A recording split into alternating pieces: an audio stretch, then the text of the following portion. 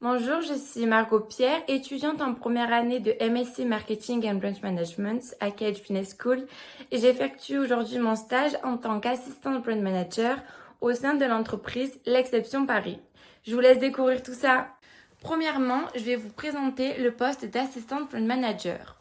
La fonction de brand manager est apparue au début des années 1990 après le phénomène de prise de conscience lié à la notion de capital de marque. Le brand manager est la personne en charge de la gestion de l'identité d'une marque et c'est lui qui fait en sorte que les clients s'intéressent à la marque.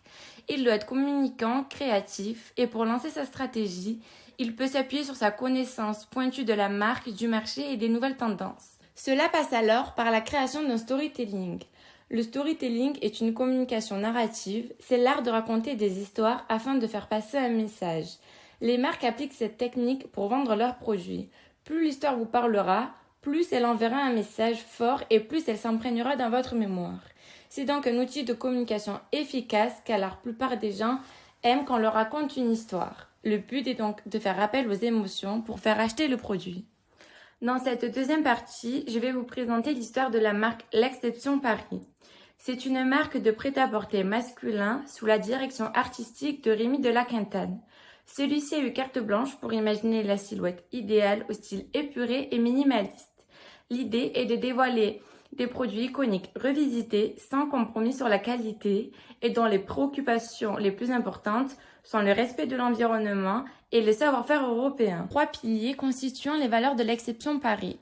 Premièrement, nous avons les fournisseurs. Depuis ses débuts en 2017, l'Exception Paris s'engage dans un modèle de production responsable en prenant soin de sélectionner des usines basées en Europe et des matières premières respectueuses de l'environnement. Pour vous présenter un peu les tissus utilisés, nous avons le jean selvedge. C'est une toile dotée d'une bordure finie, ce qui forme le fameux liseré selvedge. On obtient ainsi une pièce d'une qualité supérieure.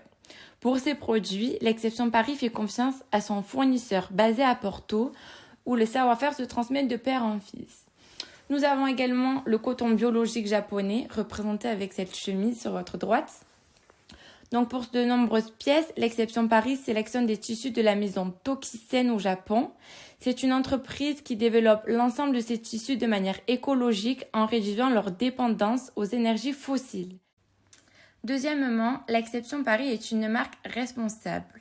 Elle s'engage dès à présent dans une politique éco-responsable initiée par une responsabilisation dans le choix de ses matières premières, mais aussi dans ses actions en faveur de l'environnement, avec le label The Smart Choice ou encore le programme Reforest Action. Le label The Smart Choice, c'est quoi? Ce sont des produits solidaires et responsables. On parle de matières biologiques cultivées sans insecticides, sans pesticides et ne contient pas d'OGM. Lui, le programme Reforest Action s'engage dans de projets de reforestation. L'idée est de laisser le choix au client au moment de payer, d'acheter un arbre à planter pour 1 euro de plus seulement. Troisièmement, l'Exception Paris, c'est des produits intemporels. On peut parler d'une modernité bien dosée, des essentiels qui savent se faire remarquer d'un subtil détail et des classiques revisités sont les bases du vestiaire de l'Exception. On privilégie des coupes droites et classiques avec peu d'imprimés et de broderies, rejoignant l'idée d'en faire des basiques élégants et intemporels. Dans cette troisième partie, je vais vous présenter les principaux objectifs qui ont été fixés par l'entreprise au début de mon stage. Dont l'objectif principal donné par mon entreprise L'Exception Paris était de relancer leur marque aujourd'hui inactive. J'ai eu la chance de travailler avec 2 tuteurs, Arnaud et Chloé, et je suis également en constante communication avec Rémi, le créateur, qui valide toutes les opérations. Cela me permet alors d'avoir une vision 360 d'une marque, de sa création à sa... Avec Arnaud, on établit des plans et des actions de communication marketing destinés à favoriser les ventes mises en ligne en amont avec Chloé. Avec Chloé, plus spécialisée dans la fabrication et la commercialisation des produits, on s'intéresse à comment concevoir, développer le produit et veiller à son positionnement sur le marché. Dans cette dernière partie, je vais vous présenter mes réalisations effectuées à mi-parcours. Après plus de 2 mois de stage, pas mal de missions ont été mises en place dans le cadre de la réactivation de la marque. J'ai été vite mis dans le bain du monde professionnel car j'ai dû prendre pas mal de décisions et du coup j'ai été livrée à moi-même et c'était très intéressant. Donc là, nous avons l'ancienne caserne de Paris, ce sont nos bureaux actuels. Là, c'est la boutique qui a ouvert récemment. Et là, c'est l'équipe avec qui je travaille. Donc, c'est une équipe jeune, dynamique, active, où un climat de confiance a vite été mis en place. On peut parler de management participatif où chacun apporte sa propre idée, sa propre vision des choses et c'est très intéressant. Pour rentrer dans le détail de mes missions, donc j'ai dû réaliser un benchmark sur les marques concurrentes à l'Exception Paris afin de replacer la marque sur le marché du prêt-à-porter masculin et sur les tendances actuelles. Pour cela, j'ai également réalisé un mapping concurrentiel en fonction de la notoriété digitale des concurrents et du prix d'un produit similaire pour tous.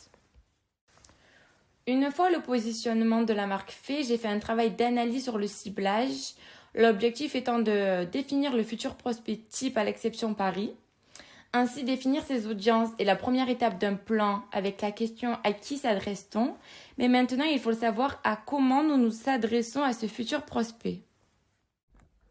Pour cela, il est important d'avoir un vrai storytelling propre à la marque. Comme je l'ai expliqué précédemment, il est nécessaire d'avoir sa propre thématique, donc sa propre philosophie de marque. Et cela passe notamment par la cohérence d'un fil d'Instagram. Donc je vous ai mis un exemple à droite.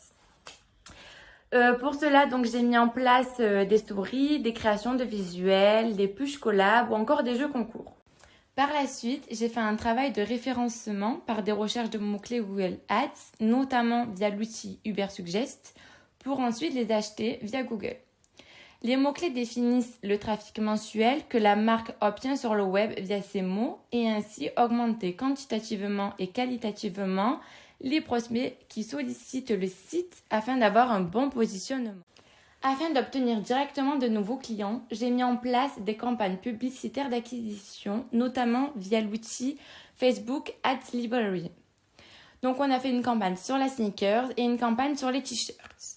Pour accompagner ces deux campagnes d'acquisition, j'ai également créé une campagne de branding dont l'objectif principal est d'améliorer la notoriété et la perception de la marque pour les futurs prospects. À la suite des campagnes publicitaires, j'ai créé 3 landing pages associées à ces campagnes afin d'augmenter l'objectif de conversion. Pour cela, j'ai eu le droit à une démonstration d'Instant Page. C'est un service en ligne de création de pages de conversion et landing page personnalisées. Côté produit, après une formation back-office, site sur lequel nous travaillons pour le merchandising du site internet, pour entrer les articles, pour les retours, pour gérer les articles de magazine et également pour gérer les relations avec les créateurs. J'ai créé des fiches produits qui apparaîtront entièrement sur le site internet par la suite. Pour finir, j'ai également eu l'opportunité d'écrire le texte d'introduction sur une collaboration d'une parka entre la marque L'Exception Paris et Scandinavian Edition qui sortira pour la collection automne-hiver 2021. À travers cette vidéo, j'espère que vous comprendrez mieux mon stage et son objectif et mes missions à réaliser qui correspondent concrètement à mes attentes professionnelles. Je vous remercie pour votre écoute et à très bientôt.